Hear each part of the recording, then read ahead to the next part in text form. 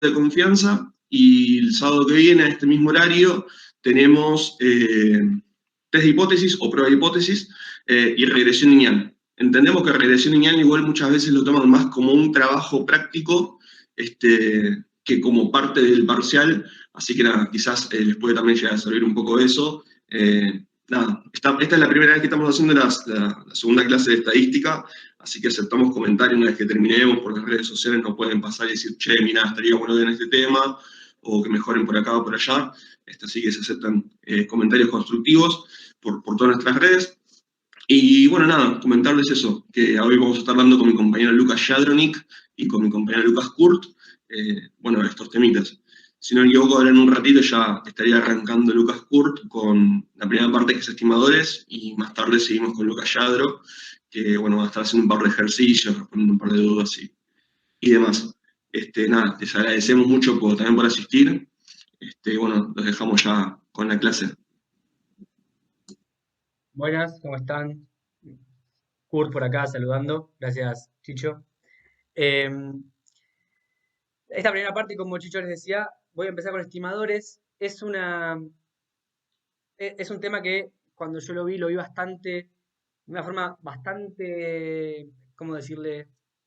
Eh, Automática, ¿sí? En el sentido de que no me lo veo con una complejidad demasiado grande y en general lo derivamos más que nada en entender lo que había que resolver y aplicar fórmulas para hacerlo. En general, toda mi clase, mi curso de estadística fue más o menos así, fue bastante de aplicar fórmulas en general, pero les voy a mostrar dos ejercicios primero que nada, ¿sí? Que es la idea para que vean un poquito cómo son este tipo de ejercicios, cómo pueden llegar a ser, ¿sí? Eh, y después la idea es que si usted tiene alguna pregunta puntual, algún problema específico preparando la materia, que nos puedan hacer llegar por los grupos para de esa manera que nosotros podamos dar una respuesta. Porque si nos ponemos ahora con dudas específicas, capaz que esto vamos a estar, no se va a entender bien, vamos a explicar todo medio por arriba y demás. Así que, no, ya sé, no estoy presentando todavía. Ahí pongo la cámara un segundo si quieren. ¿Cómo están? Ahora presento pantalla para compartirles esos ejercicios. Em, pero bueno, primero que nada, de estimadores, hay toda una parte un poco más teórica, ¿sí? Como el sesgamiento, como puede ser la eficiencia de un estimador y demás, que si quieren lo podemos ver un ratito, lo dejé un poco para el final, si nos quedaba ganas y tiempo, si les parece después de Lucas, si les interesa, como es más teórico, no sé si les va a servir tanto, lo trabajamos, pero a veces lo pueden llegar a tomar. Un ejercicio puntual de la diferencia entre dos estimadores, nos hacen compararlos y ver si alguno es mejor que otro, ¿sí? Eso si quieren, sobre el final de la clase lo hacemos. Pero mientras tanto, empiezo a compartir los otros dos ejercicios. Bueno, dale, Agus, ahora empiezo con esta parte y después, si te parece, lo retomo después de Lucas. Si nos queda tiempito, lo hacemos rapidito para que lo puedan ver también. Tengo que compartir, ¿cómo es esto? Completa, ¿verdad? Bien, díganme si en este momento ya deberían estar viendo todos y todas el Perfecto. PowerPoint. Tengo una pantalla completa, así que capaz que voy y vuelvo en algún caso Perfecto. para que puedan, para que puedan verlo mejor. Bueno, eh, ustedes saben que con estimadores lo que vamos a estar haciendo es tratar de estimar, ¿sí? Eh, Cómo es alguno de los parámetros de una población, cómo puede llegar a ser eh, la media, la varianza, las proporciones, ¿sí? Y en base a los datos que tengamos de la inicial, de la población inicial, ¿sí? Vamos entonces, en general siempre los tipos de ejercicios que nos van a dar es, si yo tengo una muestra, si yo tengo una población de tales características, si tengo una muestra de tales otras, como es este caso particular, ¿sí? Lo que nos van a estar preguntando es cuál es la probabilidad de que la proporción o de que la media tenga determinadas características. En general, vamos a trabajar de esta manera con este tipo de ejercicios. Entonces, este primer ejercicio, por ejemplo, nos pide, este lo saqué de las guías de mis cursadas, nos da dos universidades, ¿sí? Y nos dice que para una universidad el 60% de los alumnos trabajan, mientras que para la otra universidad solo el 45% está trabajando, ¿sí? Entonces, primero nos plantea en la parte A del ejercicio, si tomamos una muestra aleatoria de la universidad A de 80 alumnos, ¿sí? ¿Cuál es la probabilidad de que menos de la mitad de ellos trabajen? ¿Sí? Entonces, obviamente, cada muestra va a tener su propia media, ¿sí? Y va a tener su propia cantidad de trabajadores y no trabajadores, ¿sí? Pero bueno, justamente por eso es que tenemos que hacer esta estimación en términos generales para una muestra cualquiera al azar. Luego tenemos la segunda parte, que es donde vamos a repetir el experimento para el caso B, para que veamos cómo el parámetro inicial de 60 o 45% que teníamos nos modifica, ¿sí? la respuesta.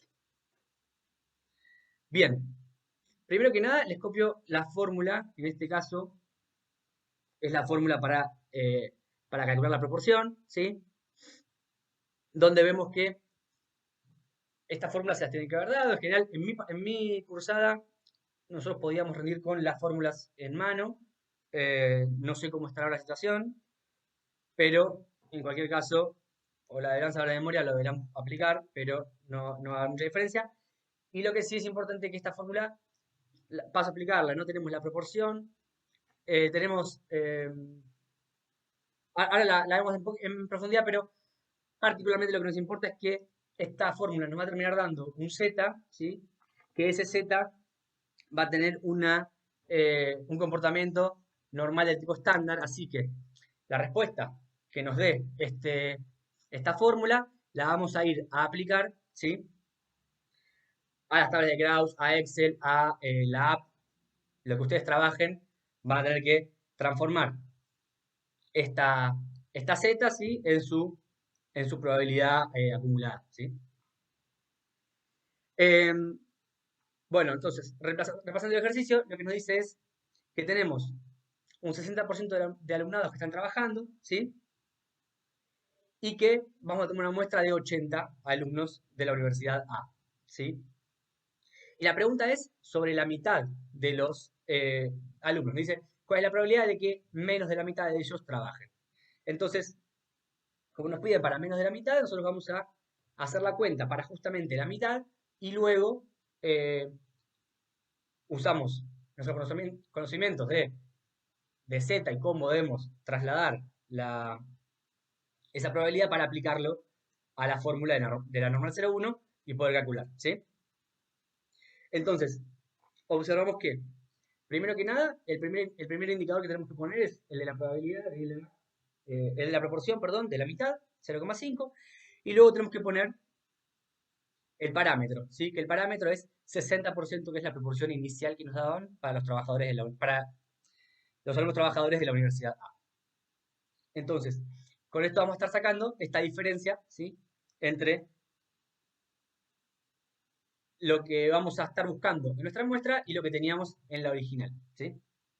Y luego, como les digo, es solamente aplicar la fórmula donde tenemos la misma proporción multiplicada por su complemento, ¿sí? Y luego dividimos por la muestra. Fíjense que esto es muy importante. El tamaño de la muestra va a impactar necesariamente en el resultado final, ¿sí?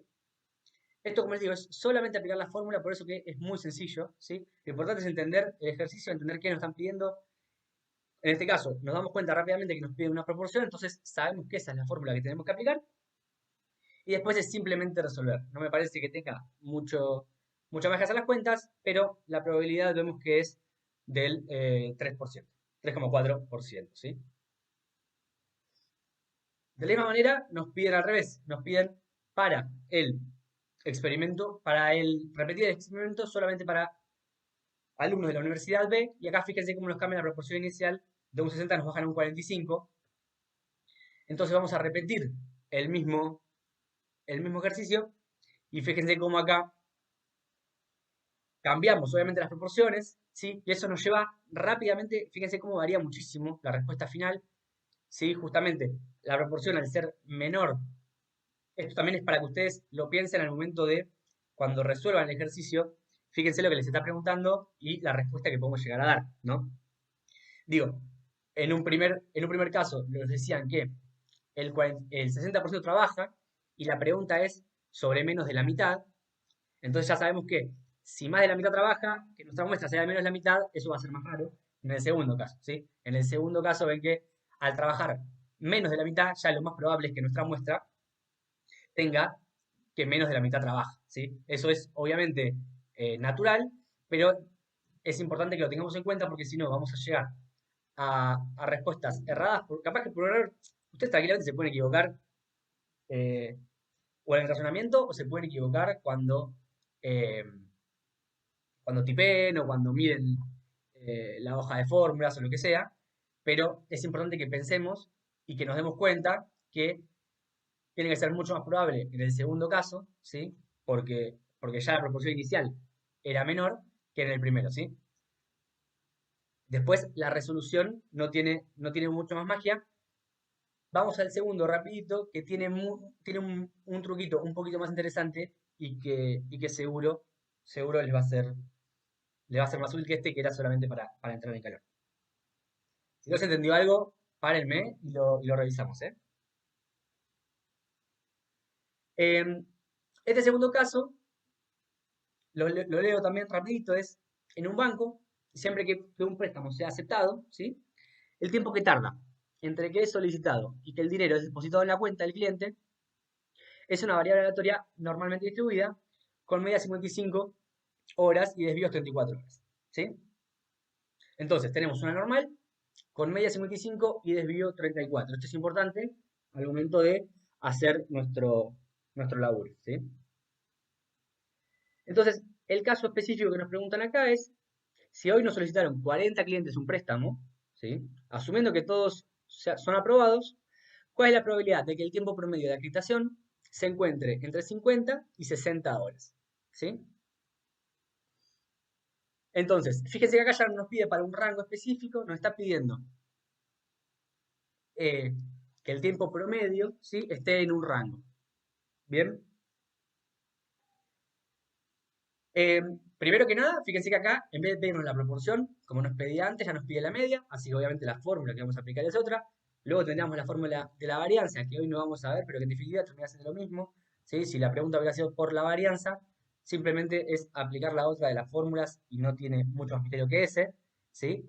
Pero lo que es importante de este tipo de ejercicios, que este tiene una complejidad un poco mayor, es que no nos pide por una media específica, si bien nos está, o como antes, que nos pedía para todo lo que sea menor a un valor, sino que nos pide para un rango. Entonces lo que acá vamos a tener que hacer es abrir nuestra, nuestra fórmula en dos, aplicarla para las dos partes y luego calcular la parte central. ¿Sí? Si ustedes se imaginan la distribución media, ¿sí?, la distribución normal, ustedes van a estar aplicando un corte en 60 y un corte en 50 y se van a estar quedando con todo lo que esté entre ese pedazo del medio, ¿sí?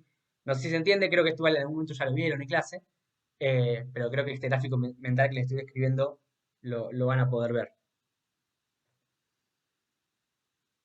Entonces, bueno, acá me quedó esto acá, vamos a sacarlo un segundo, perdón, ¿eh?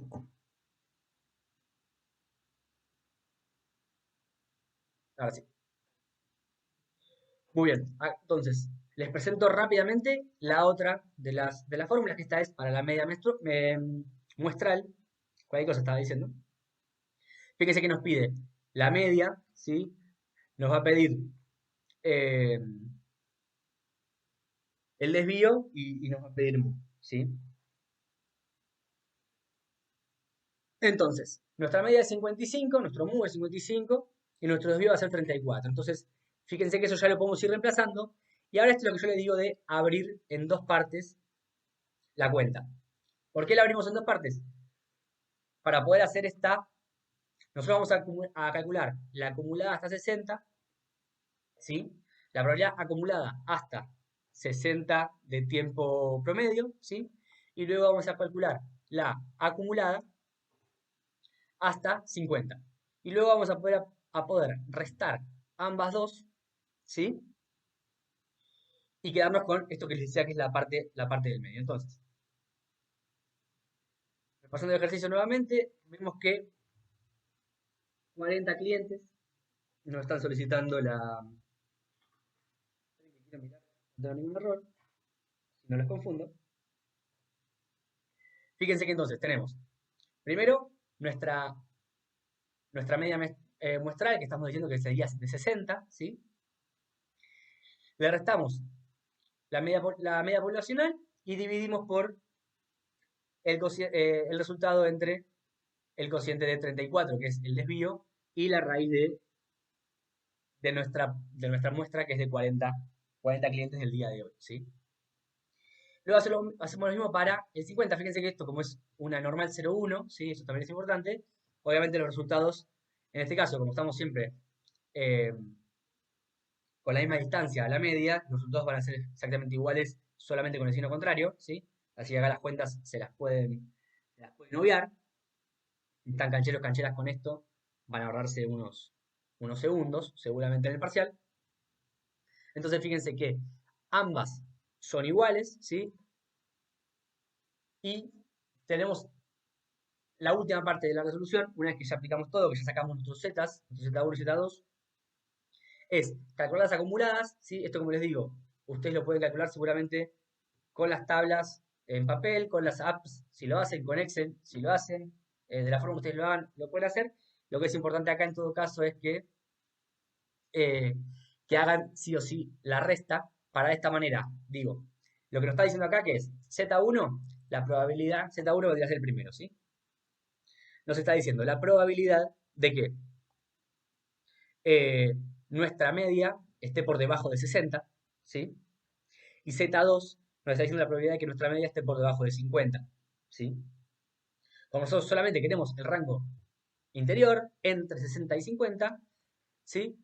Nos quedamos con la probabilidad de que sea menor a 60, que es del 82%, y le sacamos la probabilidad de que sea menor de 50, que es el 17. Entonces con eso justamente nos quedamos con la probabilidad interior, que en este caso es un 64%, 74,76, ¿sí? Y, y esa es nuestra respuesta cuando nos preguntan eh, esto, un tiempo promedio, ¿sí? Nos dan un rango entre ambas muestras. Lo que es importante acá, este ejercicio está cortado, ¿sí? Pero había una segunda parte de este ejercicio donde nos cambiaban el valor de los clientes, ¿sí? En lugar de ser 40 los clientes, nos decían qué pasa si son 100, ¿sí? Acá, este era un ejercicio de práctica, por eso tenía esta diferencia, pero ustedes fíjense qué es lo que pasaría, ¿sí? Si en vez de 40 clientes tuviésemos 100. Está bueno que lo pensemos de forma intuitiva para que, eh, para que sea más fácil de ver, ¿sí? Esto que les quiero decir. Nosotros teníamos 40 clientes en una muestra, ¿sí? Ustedes siempre saben que cuanto más grande sea la muestra, ¿sí? Es más probable que se va a comportar mucho más parecido a nuestro caso original, ¿sí? A nuestra población original, mientras más grande sea la muestra. Entonces, si usted quiere hacer la prueba, ¿sí? De este ejercicio, estaba justamente en la guía, estaba justamente para que lo hagan y se den cuenta de esto.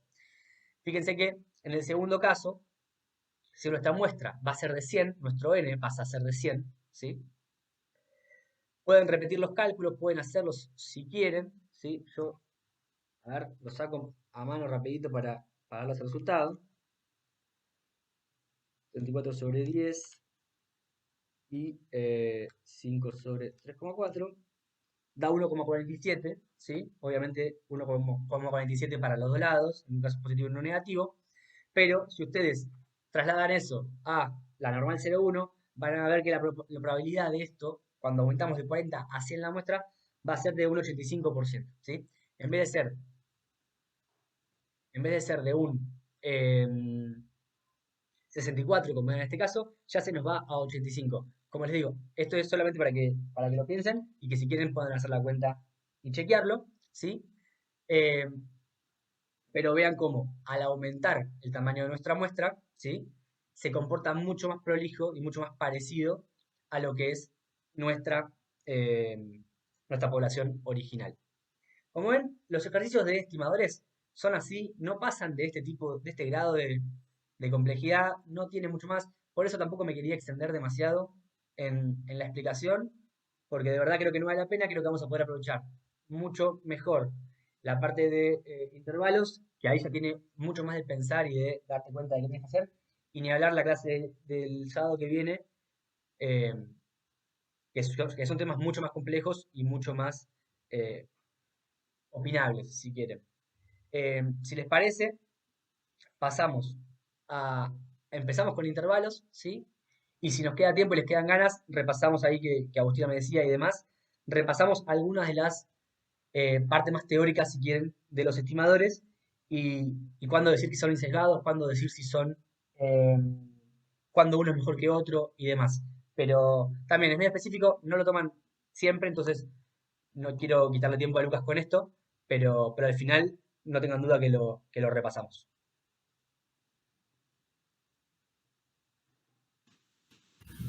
Bueno, perfecto, Kurt, buenísimo. Ahora me pongo a compartir yo.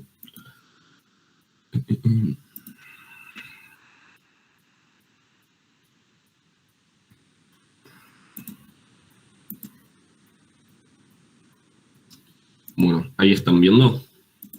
Perfecto, Luqui. Genial. Bueno, un segundito.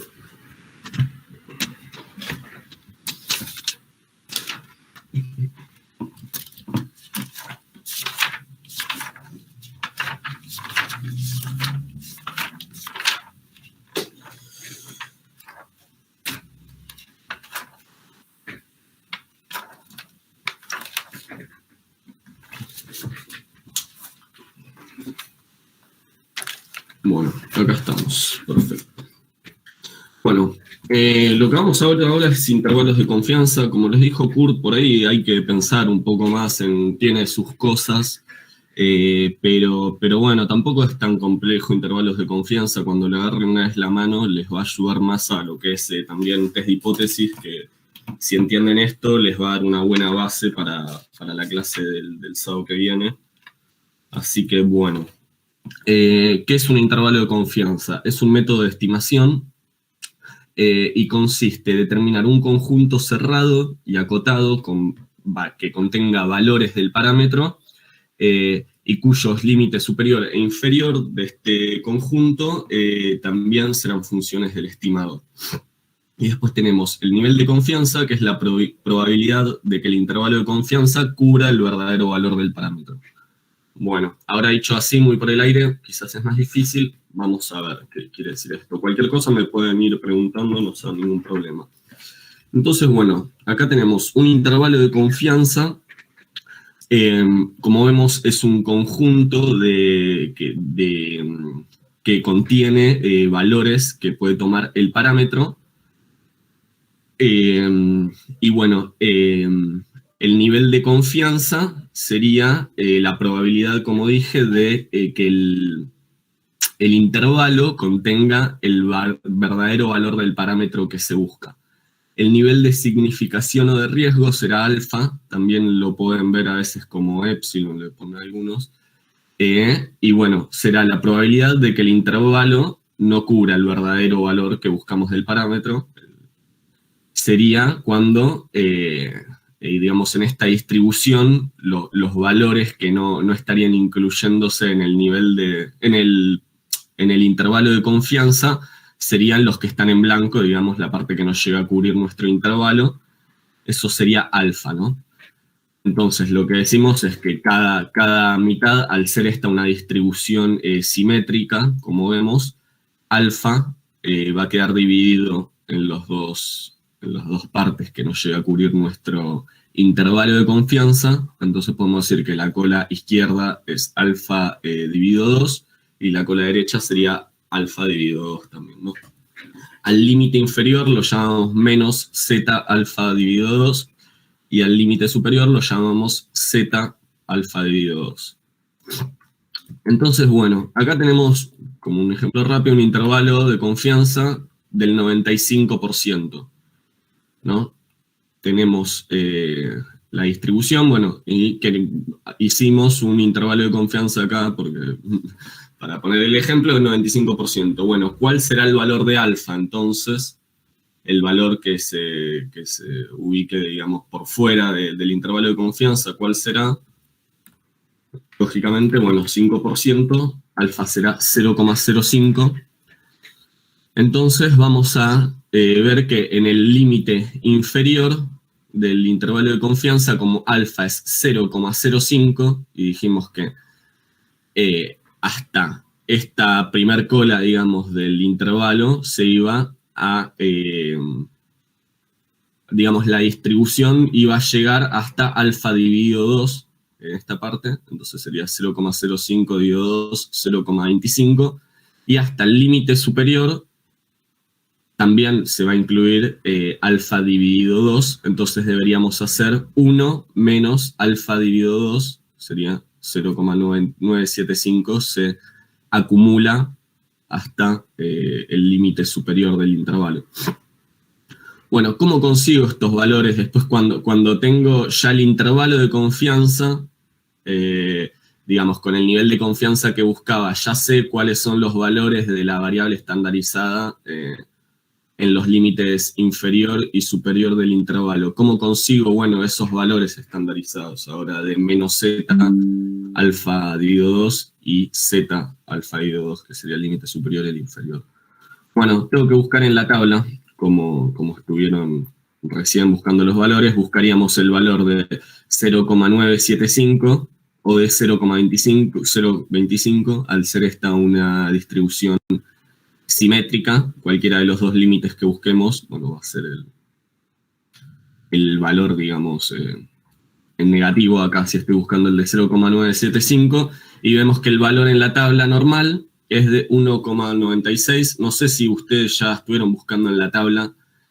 Nosotros tenemos un drive con el material de estadística donde están todas las tablas.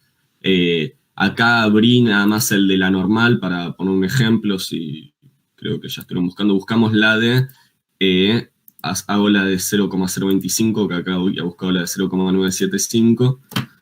Voy a la normal, busco acá 0,025 y vemos que es menos 1,96, la de 0,975, como se veía acá en el PPT, es de 1,96. Bueno, las demás ya no las busco en los próximos ejercicios que hagamos, así, pero bueno, para dar un ejemplo. Bueno, entonces los valores de la variable estandarizada, acá vamos, en el intervalo de confianza va a ser menos 1,96 y 1,96. Perfecto. Acá como les quería mostrar un ejemplo para empezar de cómo, bueno, vamos a buscar los valores de la variable, pero para resolver los ejercicios lo que nosotros vamos a tener es el estadígrafo de prueba, que es este. Por ahí es medio, no sé si lo ven al principio, bueno, pero no es tan compleja la fórmula. Es el promedio, digamos, que nos los va a dar el ejercicio siempre, menos z, que este menos z va a ser el valor que encontremos acá, sería este menos 1,96. No se confundan a veces de poner menos 1,96, no quiere, esta parte sería la del límite inferior y esta la del límite superior, entonces acá va a ir el número con el negativo siempre, y acá con el del positivo. Nada, atentos a eso, también por ahí si a veces ponen menos 1,96 o acá más menos 1,96, se pueden confundir, pero esta es la parte del límite inferior y esta es la del superior. Bueno, el promedio se los va a dar el ejercicio, el desvío también se los va a dar el ejercicio, y la n también se las va a dar el ejercicio, el tamaño de la muestra. Las z son lo único que van a tener que buscar, como vimos antes, acá que sacamos el 1,96, como vimos que lo sacábamos a partir de saber el nivel de confianza que buscamos en el ejercicio. Y bueno, ahora vamos a ir a un ejercicio, así ya esta intro la hemos aplicada. Bueno, el ejercicio dice, el costo variable de construcción de un determinado tipo de vivienda prefabricada por metro cuadrado se distribuye normalmente. Se tomó una muestra de 12 viviendas con las que se calculó un costo variable promedio de 1.440 y un desvío estándar de 135. Bueno, acá le taché yo la de distribución normal porque lo pongo el ejemplo acá después, bueno, claro, con distribución de T-Student lo hacemos porque, no sé, este ejercicio en la guía estaba resuelto con T-Student, por más que ahí el ejercicio era normal, y esta digamos, esta fórmula que les puse es la de la normal, pero la de la t-student no cambia nada, o sea, cambia la nomenclatura.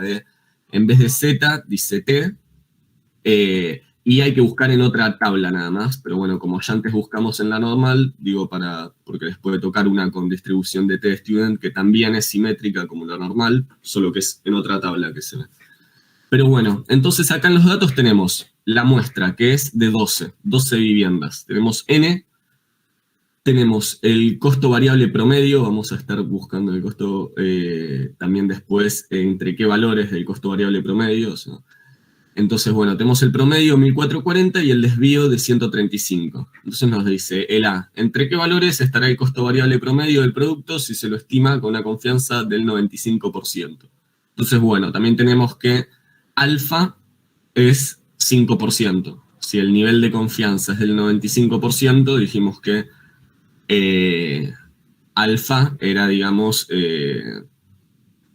1 menos alfa es el nivel de confianza, que es 95, alfa va a ser 5%. Entonces, bueno, acá tenemos los datos, N12, X, o sea, el promedio 1440, el desvío 135.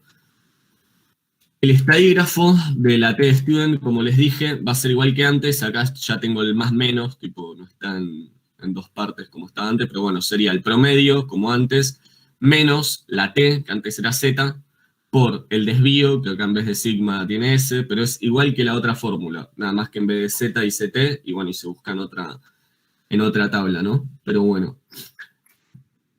Entonces, acá tenemos el 95% del nivel de confianza, que es lo que nos pedían. Entonces, vamos a hacer alfa dividido 2, vemos que el límite inferior entonces va a ser 0,025, igual que antes. El límite superior va a ser 0,975. Entonces, vamos a ir a la tabla de la t-student. Acá lo busqué en la de 0,025. En la tabla de t-student cambia también esto de que hay que buscar primero acá, bueno, con la acumulada, con 0,25 en la parte de arriba, y al costado con los grados de libertad. Que en t-student los grados de libertad, no sé si se acuerdan, siempre es n-1. Teníamos n igual 12, entonces n-1 es 11. El valor que toma la variable va a ser menos 2,201. Al ser simétrica, el límite superior va a ser lo mismo, pero en positivo. Entonces, bueno, acá ya reemplazo en el estadígrafo el promedio, que era 1440, el valor de la t, el negativo, que era 2,201, por el desvío, que era 135, dividido n, dividido la raíz de n, que era 12, y me queda 1440, como esta parte va a ser igual para las dos, que me dio 85,78, y me termina quedando 1354,22 menor que la media, y va a ser menor que 1525,78. Entonces la respuesta del ejercicio A va a ser que el valor del costo variable promedio con un nivel de confianza del 95% será entre 1354,22 y 1525,78. Es importante esto, responder las preguntas, porque, bueno, ahora, como ven, en el A era una pregunta la que nos hacen en estadística, entonces responder la pregunta, digamos, cuál es el valor del costo variable en promedio, nos preguntaban, y nos daban un nivel de confianza. Entonces también aclararlo, el nivel de confianza, porque este valor, si el nivel de confianza sería mayor, que el rango este rango de estos dos números sería mayor. Entonces hay que aclarar el nivel de confianza en la respuesta también con el que estamos estimando este valor, este costo variable promedio. Entonces, bueno, ahora vamos a la parte 2, que nos dice que estimemos la varianza poblacional, nos dan otro nivel de confianza, el 90%. Pero bueno, nos piden la varianza, antes nos estaban pidiendo un costo promedio, o sea, nos estaban pidiendo un promedio. Entonces, bueno, en la varianza vamos a usar otra fórmula, que va a ser esta, va a ser el desvío al cuadrado por n-1 dividido b, menor o igual a la varianza, menor o igual a el desvío al cuadrado por n-1 dividido a. Bueno, ahora vamos a ver qué es A y B, a saber que cuando estemos estimando la varianza, vamos a usar la distribución chi cuadrado y bueno, y esta fórmula, ¿no? También las tablas de todas las distribuciones están ahí en el material, si después en el grupo de WhatsApp las pueden pedir, pero igual, bueno, en la descripción del grupo de WhatsApp está el drive, así que ahí van a poder ver las tablas. Entonces, bueno, acá la chi cuadrado tiene esta forma, la distribución de esta forma en rojo. Disculpen ahí el gráfico, es medio precario, pero bueno. Tenemos alfa igual 0,10 porque el nivel de confianza, como nos da el ejercicio acá, es del 90%. Entonces, alfa va a ser 0,10, o sea, el 10%. Entonces, bueno, establecemos el intervalo de confianza acá del 90%, el límite inferior, que va a ser A, va a ser 0,05, y B va a ser 0,95. ¿Por qué? Alfa va a ser del 10%, entonces divido 2, A 0,05, 1 menos alfa 0,95. 1 menos alfa y 2, perdón, 0,95. Bueno, y ahora tengo que buscar los valores de A y B en la tabla. Como chi cuadrado es una distribución que no es simétrica, acá sí vamos a tener que buscar de los dos límites, tanto el inferior como el superior. Entonces, bueno, vamos con el primero, 0,05 grados de libertad. Chi cuadrado es igual que t_student con grados de libertad, que es n-1. Entonces, 12 menos 1, 11. Voy, 11, 0,05, 4,575 nos va a dar A. Y B eran 0,95, 11 grados de libertad, 19,675. Entonces tengo los valores de A y B. Y voy a reemplazar a la fórmula que era de la varianza que habíamos visto antes. Y nos queda el desvío al cuadrado por n-1, que es 11, dividido B, que es 19,675, menor o igual a la varianza, menor o igual a 135 al cuadrado por 11, dividido A, que es 4,574. Entonces, bueno, nos queda que 10.189,27 va a ser menor o igual a la varianza y va a ser menor o igual a 43.821,59. Entonces, la respuesta del B va a ser que con un nivel de confianza del 90%, que era el que nos daba, se puede afirmar que la varianza poblacional se encontrará, bueno, entre esos valores. De nuevo, en la respuesta incluimos el nivel de confianza con el que estamos estimando esta varianza. Bueno, ahora vamos a ver un ejemplo. Sí. ¿Podrías repetir de dónde era A y B? Sí. Bueno, primero que nada, de la fórmula de la varianza, ¿no? Teníamos acá, esta era la fórmula. Sería como antes teníamos en el estadígrafo de la normal, que era Z, y ponele, ¿no? Lo podemos pensar que eran los límites inferiores y superiores después digamos, en el gráfico. Bueno, tenemos esta fórmula para la varianza, y después, cuando tengo el intervalo de confianza, a partir del nivel de confianza que me dieron, que fue acá el 90%, establezco el límite inferior y superior, y bueno, y esto es, A termina siendo 0,05 porque es alfa dividido 2, como les dije, y B es 1 menos alfa dividido 2, que sería 0,95. Y bueno, y después los valores de A y B, teniendo el 0,05 y el 0,95, los buscamos en la tabla de chi cuadrado, como dije que era una distribución chi cuadrado, 0,05 con 11 grados de libertad, y ahí me dieron los valores de A y B. Ah, ok, gracias. No tenía claro si la chi cuadrado era la misma que la t_student. No, son diferentes. T_student la vimos. Distintas. Claro, son dos tablas distintas, sí, coinciden que tienen grados de libertad, o sea, es igual que la t_student también está ordenada así, en orden del fractil y grados de libertad, pero son diferentes valores, o sea, acá esta no es simétrica, como les dije. Acuérdense, en la chi cuadrado, cuando es varianza, es los dos límites, tienen que ver.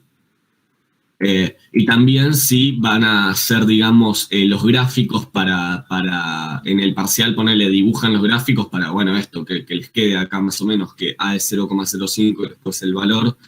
También digamos, estaría bueno que al gráfico le den la forma que tiene la chi cuadrado, ponele. En la T-Student y la normal son simétricas, como estuvimos viendo antes, que, bueno, nada, esto, son simétricas, en cambio la chi cuadrado tiene otra distribución, ¿no? Así que bueno, cada uno eso, de buscarlo bien en la tabla que sea, ¿no? Así que bueno, ahí tendríamos el primer ejercicio, la parte A y B, también la respuesta de la B. Y bueno, ahora vamos a ver otro ejemplo, pero cuando ahora nos piden estimar una proporción. Antes nos pidieron, el primero nos pidieron estimar un promedio. El primer ejemplo que les di yo, con así rápido, supusimos que era normal, tipo lo busqué en una tabla normal, el que fui a la tabla, de hecho. Después ya el primer ejercicio, la parte A, era con T-Student, pero también promedio. La B, recién buscamos varianza, y ahora vemos un ejemplo nos piden estimar proporción. Entonces nos dice el ejercicio: para un control de rutina en una determinada ciudad, se tomó una muestra al azar de 248 bicicletas, con la que se determinó que el 19% de ellas tenían problemas en los frenos. Acá vemos, nos dan una proporción, o sea, un 19, nos dice, cuando ya te ponen así un porcentaje, es posible de que sea esto, que te pidan estimar la proporción, ¿no? Y te dice, con una confianza del 92%, el nivel de confianza va a ser del 92%, estimar la proporción, acá nos dice, de bicicletas con problemas en los frenos, ¿no? Entonces, bueno, es otro estadígrafo el que tenemos que usar, y el de proporción es este, donde, bueno, P va a ser la P que nos dan, Q va a ser la Q que, digamos, 1 menos P va a ser Q, el complemento, para llegar a 1, digamos, sería. Y bueno, N también nos lo va a dar el ejercicio. Entonces, bueno, acá vamos a tener lo que vamos a tener que buscar, como hacíamos antes con la T, hicimos con A y B, que tenemos que buscar en el gráfico, va a ser esta menos Z y esta más Z. Fíjense que acá en el medio antes teníamos mu, que es el símbolo de la media. Acá tenemos pi, que es el símbolo de la proporción. Y en el B teníamos el sigma, que es el símbolo de la varianza, ¿no? En el medio tenemos lo que estamos estimando, también eso a tener en cuenta. Entonces, bueno, acá también ¿cómo es? Esta distribución es normal. Entonces, bueno, vamos a ir a buscar. Acá vamos a hacer la distribución normal. Con el intervalo de confianza va a ser del 92%, como nos dice el ejercicio. Entonces, alfa, ¿cuánto va a ser? Es 1 menos alfa, es el intervalo de confianza, entonces alfa va a ser 8%, ¿no? Así que el límite inferior va a ser alfa dividido 2, es decir, 0,04. El límite superior va a ser 1 menos alfa dividido 2, es decir, 0,96. Nos vamos a buscar estos dos valores a la tabla de normal, porque es una distribución normal, esta de proporción, como dije, es simétrica, entonces con buscar solo un valor nos va a servir. Buscamos el valor del límite inferior, que era 0,04, y nos da menos 1,751. Entonces lo ponemos en el límite inferior, y el límite superior va a ser ese número positivo. Y entonces ya podemos reemplazar en la fórmula, ¿no? Reemplazamos en este taquígrafo, ponemos acá que era P, que era 0,19, nos lo daba el ejercicio, menos 1,75, que es la Z que acabamos de buscar, por la raíz de P por Q, era esto, que era 0,19 por 0,81 dividido N. Y bueno, y acá lo mismo, pero con el Z en positivo, ¿no? Entonces, bueno, reemplazamos, hacemos toda la suma, digamos, todo lo que hay que hacer, y nos da que la proporción de las bicicletas con problemas en los frenos va a estar entre 0,1464 y 0,2335. Bueno, ponemos la respuesta con un nivel de confianza, de nuevo, del 92%, eso recuerden, poner con qué nivel de confianza están estimando. Podemos afirmar también, no es que lo asegurás tampoco, porque justamente tenemos el alfa que te puede dar un error, digamos, hay una probabilidad de que digamos, la proporción de bicicletas con problemas en los frenos no esté en este rango, digamos, en este intervalo de confianza, sino esté en otro, entonces podemos afirmar, ponemos. Y bueno, ahí tendríamos la respuesta de este segundo ejercicio. Y por último, quiero también hacer otro tipo de ejercicio también que les pueden llegar a pedir a veces, que es calcular el tamaño de la muestra, ¿no? Entonces, bueno, este ejercicio lo que nos pide es, nos dice, la longitud de los durmientes utilizados en la industria ferroviaria a fines del siglo XIX se distribuye normalmente con un desvío estándar de 2 centímetros. Dice, calcular el tamaño de la muestra mínimo para estimar la longitud media, si se quiere, un error de muestreo de como máximo 0,3 centímetros con una confianza del 98%. Bueno, ahora primero lo que vamos a ver son los datos que nos brinda este ejercicio, ¿no?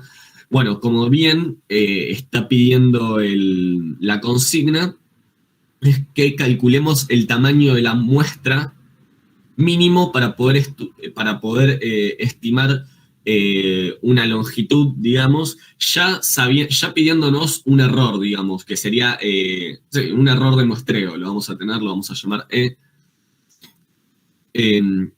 Y también nos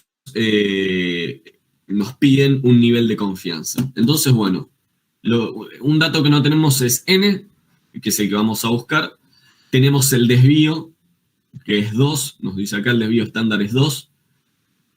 Nos piden un error de muestreo, que lo vamos a llamar E, y lo tenemos 0,3. Y sabemos que, bueno, nos pide el nivel de confianza, 1 menos alfa, 0,98, es decir, alfa 0,02. Entonces, bueno, vamos a usar esta fórmula, que es la fórmula del error de muestreo, que es igual, bueno, a z, que la z la vamos a buscar por el desvío dividido raíz de n.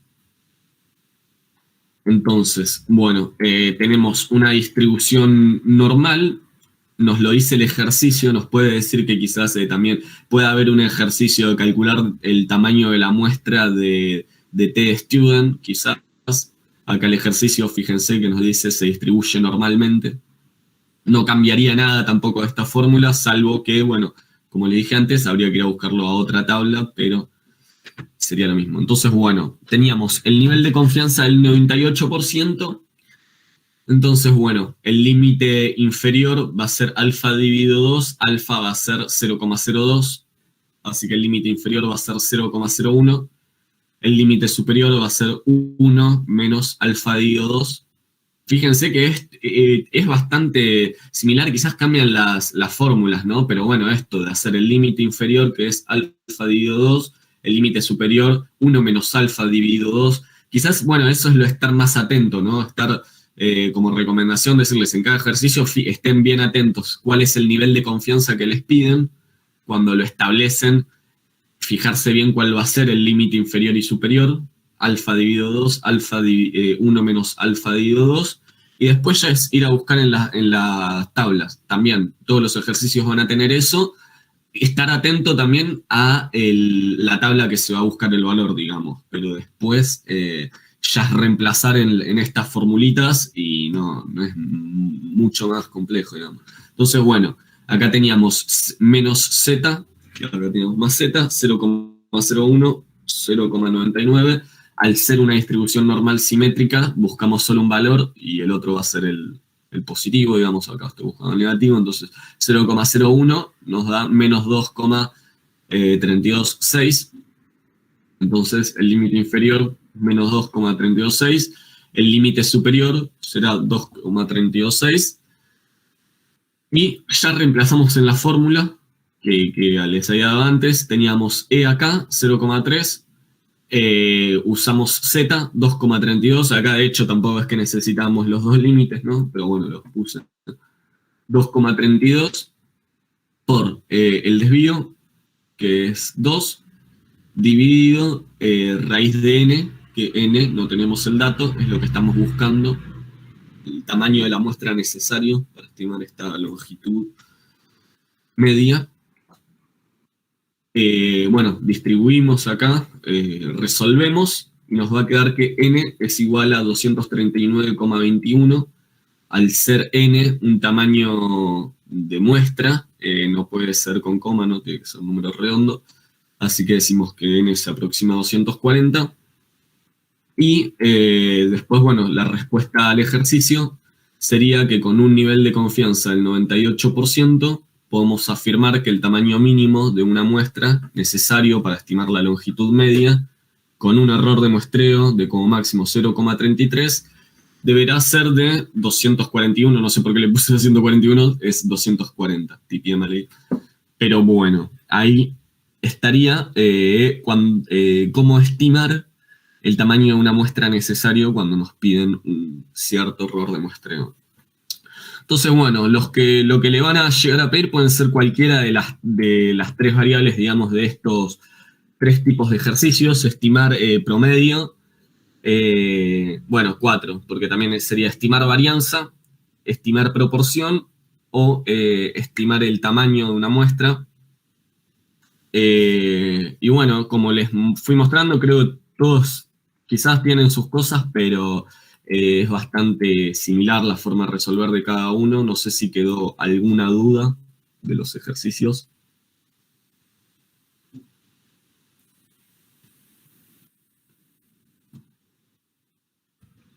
Sí, acá te están haciendo una consulta por el chat, no sé si querés que te la lea.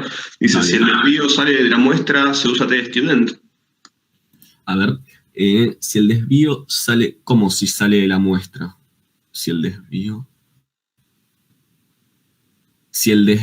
sale de una muestra, no... Claro, viste que tenemos el desvío. Si es S o sigma, está bien. No, S se usaba, digamos, en tstudent, también siempre usé sigma en el desvío, salvo en tstudent, que también cambiaba la anotación, digamos, en vez de Z le ponía T, y después al desvío también le ponía S.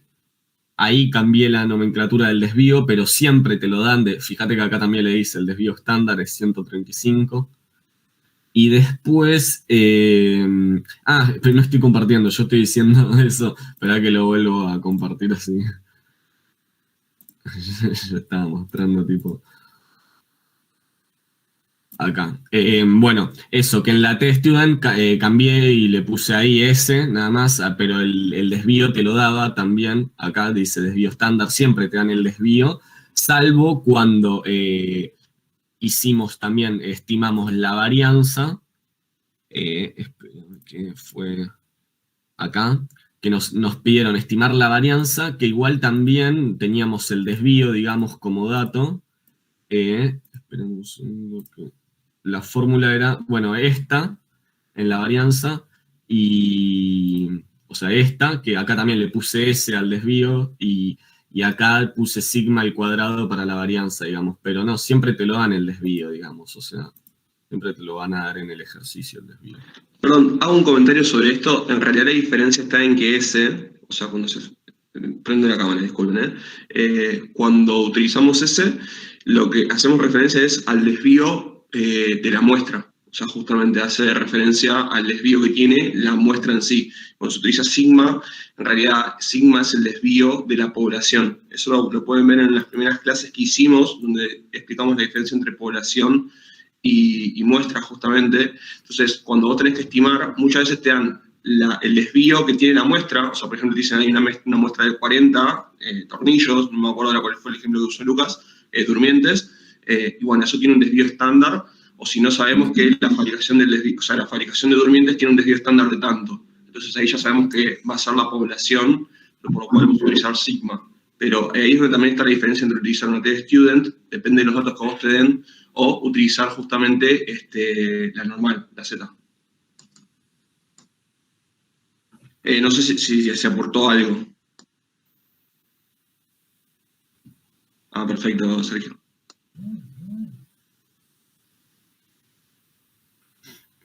Bueno, no sé si tienen otra consulta con algo. Por ahí fui medio rápido. Yo pensé que iba a ser, que iba a tardar un montón para dar esto. Terminó siendo más rápido de lo que pensaba. Lo hice medio rápido quizás, pero bueno, no sé si tienen, o si quieren algo, ponele también de las tablas, si saben buscar. Si quieren lo vemos ahora también, no sé. Si quieren que busque alguna, ver alguna, ver alguna diferencia de las tablas, no sé. Mira, sigo compartiendo, sí.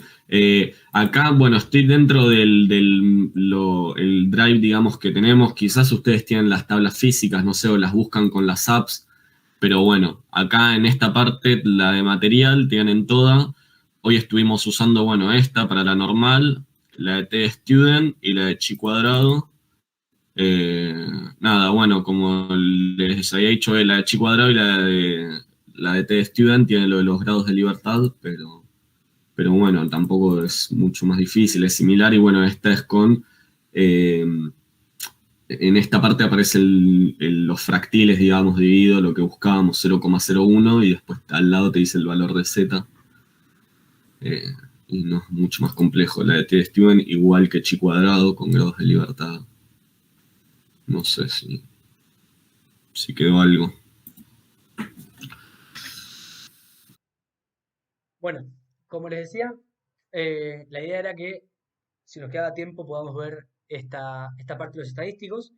Así que, si les parece, lo vemos rapidito, sin demasiada vuelta tampoco. Le voy a mostrar un ejercicio específico que es para un caso con dos estadísticos de Poisson, ¿sí? Eh, Así que si hay alguna pregunta me avisan y lo vamos viendo. Fíjense que tenemos acá una muestra aleatoria con desde una distribución de Poisson, ¿sí? Que obviamente tiene parámetro lambda, ¿sí? Como la distribución de Poisson que conocemos. Y nos dan dos estadísticos construidos. El primero, ¿sí? Tiene, es el clásico, un promedio clásico, ¿sí? Y el segundo está ponderado, ¿sí? En el caso, bueno, por el mismo índice que posee justamente la X, pero que obviamente suman 10. Esto es importante, ¿sí? En el primero nosotros teníamos 4 muestras distintas y obviamente la división la hacíamos por 4 para tener el caso exacto, si es el caso clásico, como les digo, y lo mismo hicimos en el segundo, donde los ponderadores nos llevan a una muestra, si quieren, de 10, ¿sí? Y obviamente también tenemos que dividir por 10 para tener el resultado. Acá tenemos dos tipos de preguntas. La primera pregunta es sobre si son sesgados o insesgados los estadísticos. Y la segunda pregunta es cuál de los dos es más eficiente. Bien. Obviamente hay más cualidades de los estadísticos, ¿sí? Como puede ser la consistencia, como puede ser... ¿cuánto tenemos? eh, la suficiencia, la robustez y demás, pero en principio lo primero que vamos a usar siempre es el sesgamiento o el insesgamiento y la eficiencia, que lo dejo para que les quede también anotado también rápido y más o menos mal, más o menos bien, pero para que tengan una idea de lo que es. Insesgamiento quiere decir que la esperanza del estimador que estamos utilizando es igual al parámetro que nosotros queremos estimar, justamente. Y por otro lado tenemos la eficiencia donde eh, en vez de compararla contra el parámetro original, la vamos a comparar un estimador contra otro, y una forma de compararlos es justamente viendo la varianza, donde vamos a decir que a menor varianza, obviamente la eficiencia del estimador es mayor, ¿sí? El ensejamiento muchas veces, cuando no conocemos el parámetro original de la distribución, ¿sí?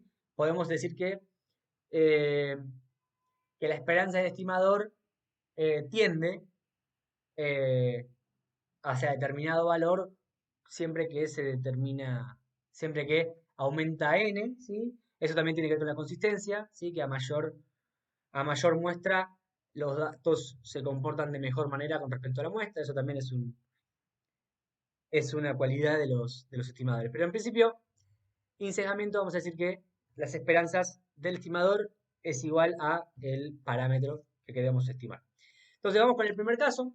En el primer caso nos preguntaban si eran sesgados o insesgados ambos estimadores, ¿sí? Y veamos cómo, voy a agregarle acá salto para que se vea mejor lo que queremos ver.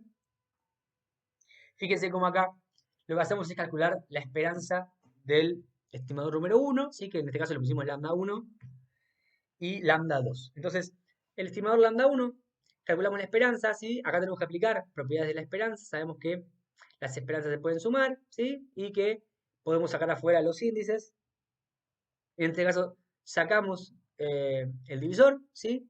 Y nos quedan las esperanzas de cada una de las variables, ¿sí? Sabemos que las esperanzas de cada una de estas variables tienen la misma esperanza que la distribución, que es la distribución de Poisson. Entonces, cada una de estas variables tiene esperanza lambda, ¿sí? Entonces aplicamos la esperanza a cada uno de las variables. Entonces tenemos la suma de 4 lambdas, ¿sí? Que es lo que tenemos acá, dividido el divisor que habíamos sacado afuera, que es 4. Obviamente, la esperanza del estimador lambda 1 es lambda, que es igual al parámetro que nosotros queríamos estimar. Por lo tanto, podemos decir que efectivamente es insesgado. Aplicando lo mismo para el estimador número 2, lo que vemos acá es que, obviamente, de la misma manera sacamos el 10 y luego nos quedan las esperanzas de las variables que teníamos de la muestra, ¿sí? Y acá se nos agregan estos ponderadores que habíamos visto antes. Estos ponderadores también, por propiedad de la esperanza, los podemos sacar afuera y vamos a decir que la esperanza de 2x2 es 2 lambdas, ¿sí? Para el mismo caso, acá tenemos la esperanza de 3 lambda 3, es 3 lambdas y demás. Entonces, la suma de las esperanzas obviamente nos va a dar 10 lambda. Y si dividimos por nuestro divisor, tenemos que también la esperanza del estimador lambda 2 es lambda. Por lo tanto, ambos son insesgados. ¿Bien? Luego, tenemos este otro caso, que también tiene un error de tipeo, que lo vamos a corregir rápidamente. Pero que vemos acá, lo que tenemos que hacer es comparar, para ver cuál de los dos es más eficiente, comparamos las varianzas. Siempre, en este caso, en vez de comparar las varianzas con la varianza original del parámetro de la población, vamos a comparar una varianza contra otra para ver el estimador que tenga menor varianza, vamos a decir que es más eficiente. ¿Por qué? Porque a menor varianza, lo que nos va a permitir es que las muestras sean más chicas al momento de tomarlas, y eso obviamente es mejor. ¿Sí? En principio, es mejor tener la necesidad de tomar una muestra menor, siempre va a ser mejor a tener que tomar una muestra más grande para llegar a un resultado similar. Entonces, al momento de elegir uno de los estimadores, un criterio útil es comparar las varianzas y el que tenga menor varianza, al decir que es más eficiente, es el que vamos a poder utilizar, ¿sí? Muy bien. De la misma manera, utilizamos propiedades de la varianza, ¿sí? La varianza de lambda 1, del estimador lambda 1, ¿sí? Sacamos el divisor para que no nos moleste. Sabemos que al sacarlo afuera tenemos que elevarlo al cuadrado, ¿sí? Que es esta multiplicación que estamos haciendo aquí. Y luego calculamos las varianzas puntuales de cada una de las variables, que sabemos que por ser de Poisson también tienen varianza de lambda, ¿sí? Entonces tenemos las varianzas, las sumamos y tenemos 4 lambdas de varianza. Obviamente tenemos que dividirlo por nuestro divisor y también tenemos que nos queda entonces la varianza de lambda 1 es 0,25 lambdas, ¿sí? De la misma manera hacemos para el estimador número 2, ¿sí? El estadístico número 2, y en este caso, recuerden que teníamos los ponderadores. Los ponderadores, por propiedades de la varianza, también cuando los saquemos afuera, los tenemos que sacar afuera al cuadrado. Entonces, la varianza de x1 va a ser lambda, la varianza de x2 va a ser lambda también, pero tenemos este 2 que tenemos que sacar afuera primero. Al sacarlo al cuadrado nos va a quedar que la varianza de 2x2 es 4 lambda, perdón. Y de la misma manera aquí, al hacer la varianza de 3x3, nos va a quedar la varianza de 3 al cuadrado, que es 9 lambdas, ¿sí? Al sumar todas estas varianzas, tenemos 1 más 4 más 9 más 16, eso nos va a dar 30 lambdas, que cuando lo dividimos nos queda 0,3 lambdas. Entonces, si comparamos la varianza del primero contra la varianza del segundo, vemos que claramente el primero tiene una menor varianza y por lo tanto decimos que es más eficiente, ¿sí? Esa es la respuesta a la pregunta que nos hicieron. Si alguna con esto, bien, y si no, Chicho, te dejo para que puedas ir cerrando. Sí, perfecto. No sé si quedó del todo claro con una pregunta que hizo Sofi, justamente, Sofi Ortiz, que estaba preguntando cuándo utilizaba, a ver, dame un segundito. Ahí está. Estaba preguntando justamente cuándo se utiliza el parámetro S y cuándo se utiliza el lambda. Como les decía, los dos hacen referencia, si está elevado al cuadrado es varianza, y si no está elevado al cuadrado es desvío o desvío estándar. O sea, se suele llamar así. S hace referencia justamente al desvío de la muestra, ¿no? Y, perdón, estaba diciendo lambda. Sigma hace referencia justamente al desvío poblacional.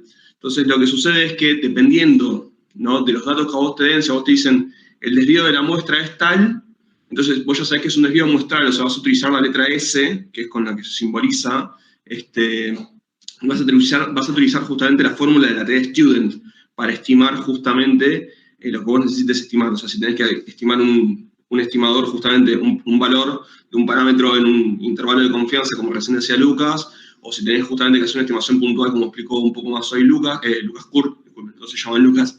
Entonces, les decía, si te dan el desvío muestral, vas a utilizar una t-student. Ahora, si a vos te dan el desvío poblacional, que es el que se simboliza con la letra sigma, ahí vas a utilizar la tabla de la Z, de las normales, justamente. Entonces va a depender mucho del dato que vos tenés en el ejercicio. Si no se llegó a quedar claro del todo, igual después lo paso escrito, si quieren, por el grupo de WhatsApp, por los dos grupos, hay dos grupos justamente, lo paso escrito por ahí y les mandamos justamente las fórmulas. O sea, hay 4 fórmulas que se utilizan para estimadores, que bueno, fue las que fue utilizando hoy un poco Lucas Jadronic. Entonces después también se las vamos a subir, probablemente esas ya se las hayan dado, y ahí le hacemos una pequeña aclaración justamente a qué fórmulas utilizar, dependiendo de los datos que a vos te den. Así que nada, si tienen alguna duda, igual nos pueden escribir ahí por el grupo de WhatsApp. La idea de hoy era, bueno, ir viendo más o menos cómo se resuelven algunos ejercicios que se suelen tomar. Bien decía Lucas Kurt, en estadística 1 se suele ver todo mucho más mecánico, o sea, de repente te bombardean a fórmulas, lo cual puede estar bueno o puede que no. Necesitas confiar mucho en tu memoria a veces, o si te las dejan utilizar, saber qué fórmulas usar. Y después en estadística 2 te explican un poco de dónde vienen estas fórmulas. Así que no se asusten si de repente ahora no entienden algo, los conocimientos de estadística se terminan de asentar en estadística 2. Así que nada, los invitamos justamente a que nos sigan en las redes, Proyecto Económicas, para que se vayan enterando de las próximas clases que vamos a estar haciendo. Como ya les había spoileado un poco antes, vamos a tener una materia para economistas, la segunda parte de estadística 2, la segunda parte de estadística 1, y otra de teoría contable, así que nada, pueden ir sumando, ir viendo qué onda y conocernos un poco más también en las redes. Nada, si alguno más tiene alguna duda, nos esperamos por el grupo de WhatsApp. Y nada, les queremos agradecer por haberse sumado y haber bancado todo este tiempo. Espero que les haya servido justamente esta primera clase de estadística 1. Bueno, muchísimas gracias y nada, ya vamos cerrando. O sea, nos quedamos por alguna duda igual, así que...